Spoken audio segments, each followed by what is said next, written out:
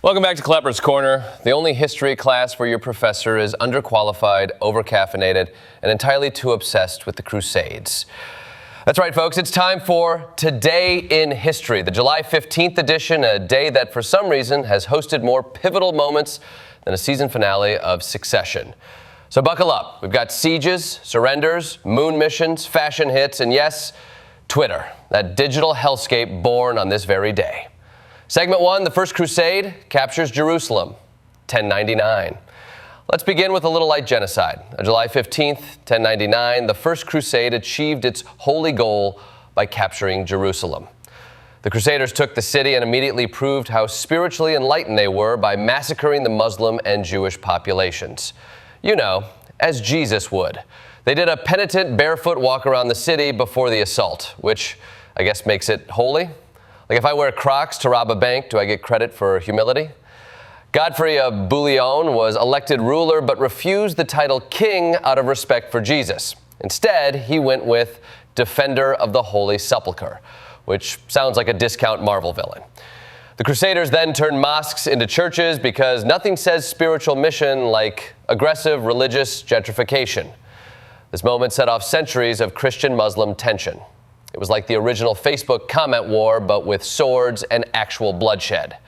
The Crusades proving that if you mix religion with geopolitics, you get an unholy cocktail of disaster.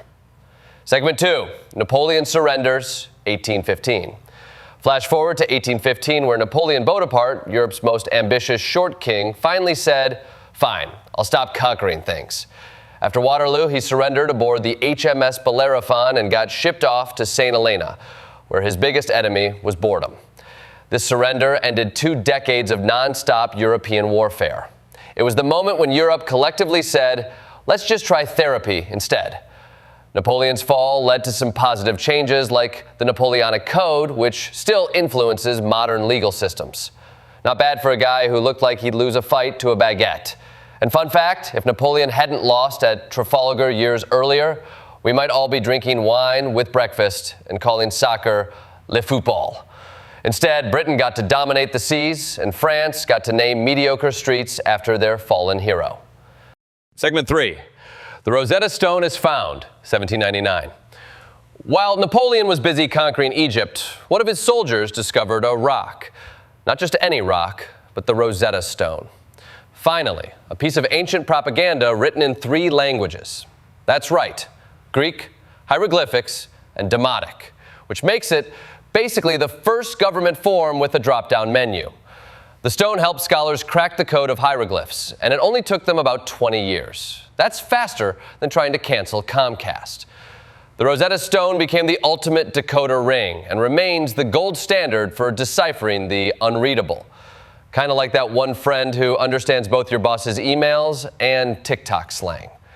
It's the reason we know that ancient Egyptians weren't just building pyramids for the vibes. They had tax codes and drama, too.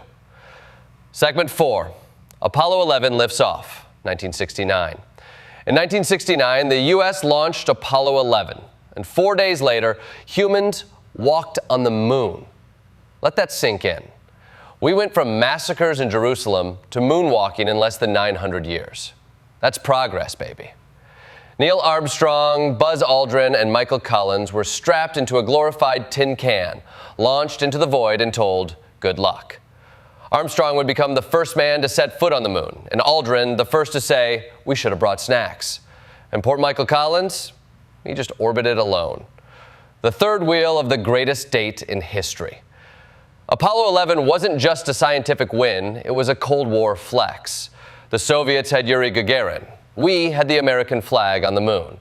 A one giant leap for mankind mic drop if there ever was one. Segment 5, Twitter launches, 2006. July 15th, 2006 birthed Twitter, or as it's now known, X, because Elon Musk has a rebranding addiction. It began as a place to share quick thoughts. Today, it's where democracy goes to die in 280 characters or less. Twitter changed everything. Journalism, activism, cancel culture. It gave us Arab Spring, Black Lives Matter, and way too many hot takes about pineapple on pizza. Of course, it also gave us disinformation, bots, and that one uncle who thinks Bill Gates is microchipping avocados. But hey, free speech, right? Segment 6, Disneyland opens, 1955. 1955, Anaheim, a mouse, a dream, and a line that hasn't moved since. Disneyland opened its gates to the world and created a kingdom where your wallet goes to die. It was revolutionary. Theme parks went from carnies and tetanus shots to immersive branded escapism. And it hasn't slowed down. If you don't believe me, try buying a turkey leg in Tomorrowland. That thing costs more than a used car. Disneyland showed us that nostalgia can be monetized, fantasy can be franchised, and dreams come with a $30 parking fee. Segment 7, Gianni Versace murdered, 1997. July 15, 1997, the fashion world lost one of its brightest stars. Gianni Versace was murdered outside his Miami mansion by spree killer Andrew Cunanan. Versace wasn't just a designer, he was the designer. He turned clothes into art, runways into theater, and celebrities into living, strutting brand campaigns. His murder shocked the globe and later inspired a Netflix series with enough sequins to blind a sailor. The tragedy revealed the dark intersections of fame, obsession, and mental illness. But Versace's legacy, it still walks red carpets every night. Segment 8, Nixon announces trip to China, 1971. In one of the most bizarre plot twists in geopolitical history, President Richard Nixon announced on July 15, 1971, that he'd be visiting communist China. That's like if Ted Cruz tweeted, "Taking a spa weekend with Bernie Sanders." This thawed relations between two superpowers, opened diplomatic channels, and kicked off decades of complicated love-hate economic codependency. Nixon, the man who hated communists, was now practicing diplomatic jiu-jitsu in Beijing. And yes, he brought home pandas. Because who needs trade agreements when you have diplomatic floof? Segment 9, Gangnam Style debuts, 2012. Last but certainly not least, on July 15, 2012, Psy's Gangnam Style dropped on YouTube and the internet imploded. A South Korean rapper with impeccable dance moves and enough charisma to power a small country became the world's first digital pop overlord. It was more than a viral video. It was a cultural earthquake. A non-English song broke every record, proving that the future of music isn't bound by language, just by how ridiculous you can dance. And somehow it paved the way for BTS, Blackpink, and your aunt attempting the horse dance at weddings. Psy made the globe move, and for once, it wasn't because of climate change. In conclusion, so there you have it, July 15, a date that gave us holy wars, fashion deaths, moonwalks, and the birth of tweet rage. A day that reminds us that history is weird, wonderful, and deeply, deeply ironic. Thanks for watching Clever's Corner. Subscribe, like, and remember, those who ignore history are doomed to repeat it. Or worse, they'll tweet about it. See you next time.